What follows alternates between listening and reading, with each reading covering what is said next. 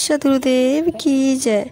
शीतल शब्द उचारिए आम आनिए नाही, तेरा प्रीतम तुझी में दुश्मन भी तुझ माही।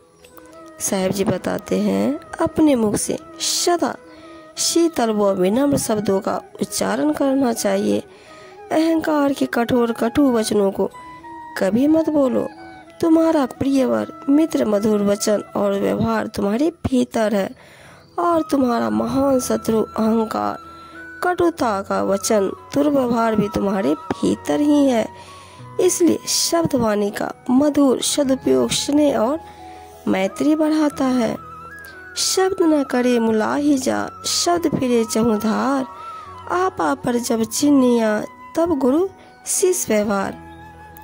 कबीर साहब जी कहते हैं सत्य तथा निर्णय का शब्द वचन किसी की मुख देखी बात नहीं करता, अर्थात पक्षपात नहीं करता। वह तो चारों ओर निर्विघ्न रूप से विचरण करता है। अपना पराया तथा जड़ चेतन का परिचय सब सही परखने में आ जाता है। तब समझो कि गुरु शिष्य का व्यवहार हुआ। शब्द बराबर धर नहीं, जो कोई जाने बोल, हीरा तो दामों मिले, शब्द ही मोल न तोल। यदि कोई बोलने की उचित विधि जानता हो तो शब्द के बराबर संपूर्ण संसार में कोई धन नहीं है। हीरा मूल्यवान पदार्थ होते हुए भी दामों में मिल जाता है, परंतु उत्तम शब्दों का कोई भी मोल भाव नहीं है। शब्द पाई सुरती राखही, जो पहुँचे दरबार, कहे कबीर ता देखिए बैठा पुरुष हमार। कबीर साहब जी कहते हैं परम सत्य के शब्द ज्ञान को पाकर जिसने अपनी चित्त वृत्तियों को शांत एवं स्थिर कर लिया है, वह अंतर्मुखी होकर ध्यान की कक्षा में पहुंचता है। चतुर कबीर जी कहते हैं कि फिर वहां पर हम सबके स्वामी सतपुरुष परमात्मा का दर्शन होता है। कागा का को धन हरे, कोयल का को धीत, मीठा शब्द सुनाए के जग अपनों करी लेत। साहब जी बताते हैं कौवा किसका धन होता है और कोयल किसको क्या देती है।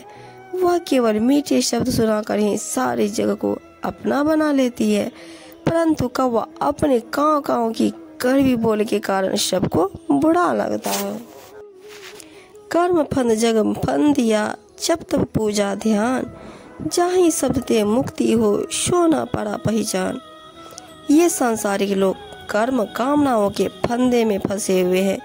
इनमें से कोई जप तप में लगा है, कोई पूजा तथा ध्यान कर रहा है, परंतु जिस रहस्यमय सत्य के शब्द ज्ञान से मोक्ष पद प्राप्त होता है, वह तो इनके जानने पहचानने में आया ही नहीं। पात झरनता यूं कहे, सुन तरवर बन राय, अब के बिछड़ो ना मिले, दूर पड़ेंगे जाए।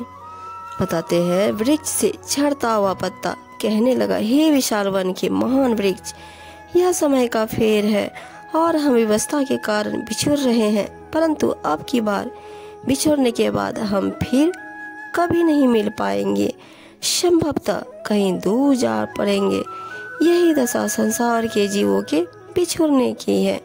तरवर 500 योग कहे, सुनो पात एक बात, यह घर यही रीति है, एक आवत एक जात। झड़ते हुए पत्ते को अपने से अलग होते देखकर एक वृक्ष ने उससे कहा, हे पत्ते उदास न हो, ध्यान पूर्वक मेरी बात सुन। हमारे इस घर संसार में यह रीति है, यहाँ एक आता है तो एक चला जाता है, अर्थात यहाँ पर कोई भी अस्थाई नहीं है, आने जाने के क्रम चलता ही रहता है।